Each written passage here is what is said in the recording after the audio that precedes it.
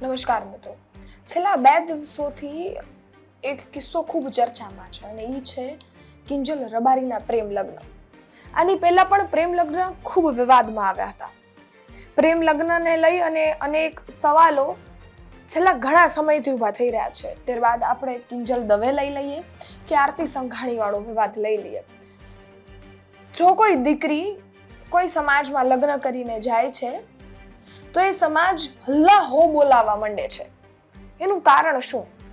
શું તેના દીકરાઓ છે એની ચિંતા છે એમને કે એમની દીકરીની ચિંતા છે એમને? આ સવાલ એટલે અહીંયા ઊભો થાય છે કારણ કે કોઈ જે તે સમાજનો દીકરો કોઈ બીજી જ્ઞાતની દીકરીઓને લાવશે ને તો કોઈ જ વાંધો નહીં હોય. ખૂબ શાંતિથી એ સમાજ એને સ્વીકારશે. જો લડવાનું હશે તો લડી પણ લેશે કે અમારા સમાજના દીકરાને સમાજની દીકરી ગમે છે, ભલે લાવ્યો, અમે સાચવશું.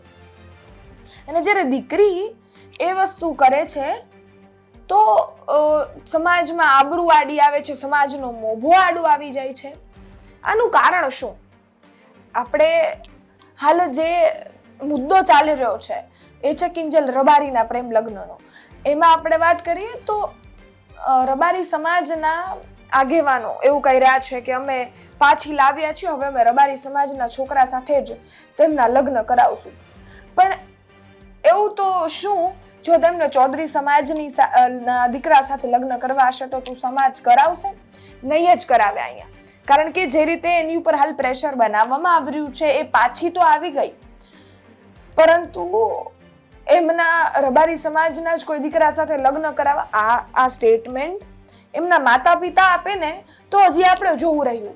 પણ એવા જેમની પાસે ન કોઈ કામ છે, ન કોઈ ધંધો છે, એવા નવા છોકરાઓ આવી અને સોશિયલ મીડિયા પર વિડીયો મૂકે છે કે કિંજલ રબારીના લગ્ન તો રબારી સમાજના જ દીકરા સાથે કરાવશું.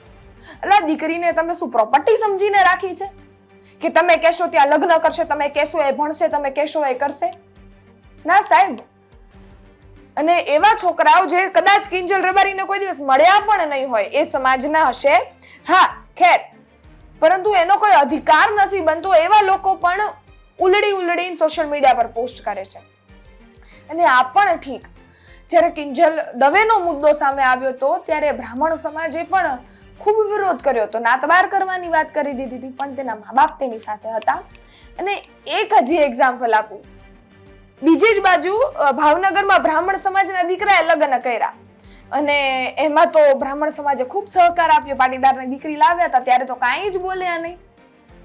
આરતી સંઘાણી એ ગયા ત્યારે ખૂબ વિવાદ ઊભો થયો, પણ આરતી સંઘાણીએ તો ચોખ્ખું કહ્યું હતું કે મને ગમે છે, હું મારી મંજૂરીથી લગ્ન કરું છું અને તેમજ એમાં કોઈ જ વિરોધ નથી. ત્યારબાદ એ મામલો પણ શાંત પડ્યો અને આ કિંજલ રબારીનો મુદ્દો આવ્યો. આ તો પાછા આવ્યા છે બેન અને હવે એવી વાત થઈ રહી છે કે રબારી સમાજના જ દીકરા સાથે લગ્ન કરાવશું. એટલે એવા સમાજના દીકરાઓ જેને ખબર જ છે કે અમારા સમાજની દીકરીઓ સિવાય આ સમાજના દીકરાઓને કોઈ જ દીકરીઓ નથી આપવાના, એવા માટે અમારા પોતાના સમાજની સારી દીકરીઓને રાખી અને લગ્ન કરાવવા. દીકરીઓનું શું થાય તો વિચારવાનું જ નહીં. અને બીજી બાજુ આવા લોકો જે સોફ્ટ ટાર્ગેટ છે, જે ફેમસ છે, અનેક એવી યુવતીઓ હશે જેમને લગ્ન કર્યા હશે, એ બહાર નહીં આવ્યું હોય. એવા દીકરાઓ છે જેણે બીજા સમાજની દીકરીઓને લાવીને લગ્ન કર્યા હશે, એ બહાર નહીં આવે. કેમ? કારણ કે એટલા ફેમસ નથી ને, એટલા સોફ્ટ ટાર્ગેટ નથી. કિંજલ દવે, કિંજલ રબારી, આરતી સંઘાણી આ બધા એટલા ફેમસ હતા. અને આ ચર્ચા સમાજની ઇર્દ ગિર્દ એટલે ફરે કારણ કે ઈ સિંગર એ સમાજથી બિલોંગ કરે છે. પરંતુ સાહેબ તમે એ તો જોવો, એનો વ્યક્તિગત પ્રશ્ન છે, એના જીવન પર એનો તો અધિકાર હોવો જોઈએ ને. હાલો સમજ્યા, સમાજથી આપણે રૂડા છીએ, સમાજ આડું 100% આવે, પરંતુ એ જગ્યાએ કેમ નથી આવતું જ્યારે તમારા સમાજના કોઈ જ પણ રાજનેતાઓ લગ્ન કરે છે ત્યારે તો સમાજ કાનાડા હાથ કરીને બેસી જાય ભાઈ. ત્યારે સમાજને એનો માભો આડો ન આવતો, ત્યારે સમાજની આબરૂ આડી ન આવતી. કેમ? એ તો રાજનેતાઓ છે, તમારા સમાજના છે, ત્યારે બોલો, ભેગા થાવ. એવી જ જગ્યાએ બોલવાનું જ્યાં કોઈ જ પણ વ્યક્તિ સોફ્ટ ટાર્ગેટ હોય, ઇઝીલી ટાર્ગેટ થઈ શકે, અને જ્યાંથી તમે શું કહેવાય આરામથી ત્યાં શું કહેવાય વાત કરી શકો. સૌથી દુઃખદ વાત એ કે આ સમગ્ર ઘટનાને લઈને જે પણ વિવાદ ચાલી રહ્યો હતો એમાં સોશિયલ મીડિયા પર સાહેબ તમે કોમેન્ટ્સ જોવો ને તો એવી કોમેન્ટો થઈ રહી છે કે હવે સમાજની દીકરીઓ પર વાત આવી ગઈ કે હવે હું તારા સમાજ તું આવું મારા સમાજની દીકરીને લઈને ગયો છે એટલે હું તારા સમાજની દીકરી લઈ આવીશ, તારા સમાજની દીકરી આ કર્યું છે હવે આ પણ થશે. અલા દીકરી શું તમારા અહમને સંતોષવાની વસ્તુ છે કે તમે તમારા અહમને સંતોષી રહ્યા છો ને એ પણ સોશિયલ મીડિયા પર આવી રીતે કોમેન્ટ્સ કરો છો?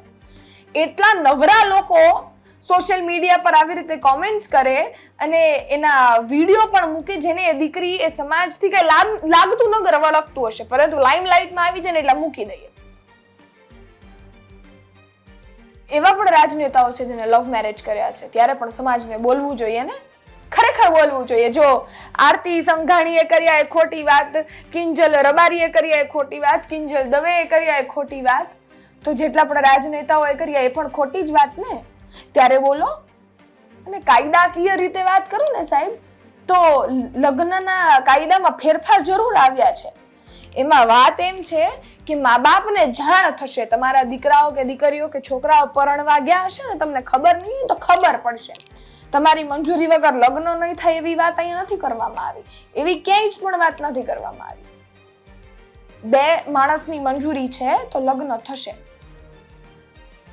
જાણ 100% મા બાપનો અધિકાર છે, મા બાપનો હક છે એને જાણ હોવી, પરંતુ મા બાપનો જ અધિકાર છે બોલવું. જે આ બીજા કામ વગરના નવા જે આવી ગયા છે 2, 5, 10 છોકરાઓ જેને આપણે હમણાં છેલ્લા 2 દિવસથી એટલા એક્ટિવ જોઈએ છે કે એ દીકરીઓને લઈને કોમેન્ટ કરે છે અને પર્સનલ શું કહેવાય ડિસિઝન એ લોકો લઈ લે છે. કેમ? કોનો અધિકાર આપ્યો છે આ પણ સવાલ તો થવો જોઈએ ને. અને બીજી વાત લગ્નની, તો જો તમે એટલા જ બધા પ્રેમ લગ્નના વિરોધી હો અને સમાજની આબરૂ એટલી જ અહેમિયત ધરાવતી હોય, યુનિટીની વાત તમે કરો છો, તો આ યુનિટી, આ મોભો, આ બધું જ જ્યારે દીકરો તમારા સમાજનો બીજી સમાજની દીકરીને લાવે ને ત્યારે પણ રાખજો, ત્યારે પણ બોલજો. દીકરી કોઈની પ્રોપર્ટી નથી કે દીકરીના અહમને સંતોષવાનું કોઈ હથિયાર છે. હા 100% સમાજની આબરૂ ખરી, પરંતુ એ આબરૂને શું તમારે આ રીતે તેના ડિસિઝન લેવાના હોય છે એ પણ એક સવાલ છે. જ્યાં સુધી જેટલી પણ વાતો હું કરી રહી છું ત્યાં સુધી શાંત નહીં પડે, જ્યાં સુધી લોકો વસ્તુઓ એક્સેપ્ટ કરવાની બંધ નહીં કરે. પાટીદાર સમાજમાંથી એવા અનેક એક્ઝામ્પલ આપણે જોયા છે. જ્યારે આરતી સંઘાણીનો વિવાદ થયો તો ત્યારે વાત ઘણા લોકોએ કરી હતી કે એવા પણ લોકો છે જે પાટીદાર સમાજમાંથી આવે છે ને એ બીજા સમાજની દીકરીઓને લાવ્યા છે. કે પાટીદાર સમાજે તો હવે સ્વૈચ્છિક રીતે કીધું છે કે અમને ઇન્ટરકાસ્ટ લગ્નમાં કોઈ જ સમૂહ લગ્નમાં વાત થઈ હતી ત્યારે જાહેર પણ કર્યું હતું કે મારા દીકરાઓ લાવશે તો અમને કોઈ જ વાંધો નથી. તો દીકરીઓમાં શું વાંધો છે કે પછી પોતાના સમાજની દીકરી બીજા કોઈ સમાજમાં જોવી જ ન જોઈએ? આ બધા કરતા સાહેબ એક મંદ પસંદીદાર વ્યક્તિ સાથે લગ્ન કરવા, એની સાથે જીવન વિતાવવું પણ ખૂબ અગત્યનું છે ને. ચલો તમે આવનારા સમયમાં એ 2 જણાના લગ્ન તો કરાવી દેશો, એ રહેશે પણ, પરંતુ એ બાદ એ ખુશ ન રહ્યા કે કંઈ જ પણ ડખો આવ્યો તો પણ તો સવાલ થવો જોઈએ ને તમને. ખેર, તમારું શું માનવું છે આ ઘટનાઓને લઈને કોમેન્ટમાં ચોક્કસથી જણાવતા. આ બધી જ ચર્ચાઓ ત્યાં સુધી શાંત નહીં થાય જ્યાં સુધી એટલા ઇઝી ટાર્ગેટ થવાના બંધ નહીં થાય. ખેર, સમગ્ર ઘટનાને લઈ જે વિવાદ હાલ જોવા જઈએ તો અંત પર છે હવે તો, એને લઈને તમારું શું માનવું છે? કિંજલ રબારીના આવનારા સમયમાં લગ્નને લઈ તેમજ જે રીતે સમાજમાં હાલ વાતો થઈ રહી છે એને લઈને તમારું શું માનવું છે? કોમેન્ટ બોક્સમાં ચોક્કસથી જણાવજો. હા, માહિતીને વધારેમાં વધારે શેર કરજો, લોકોને આ માહિતીથી માહિતગાર કરજો, બધા જ દીકરીઓ સુધી આ માહિતી પહોંચાડજો.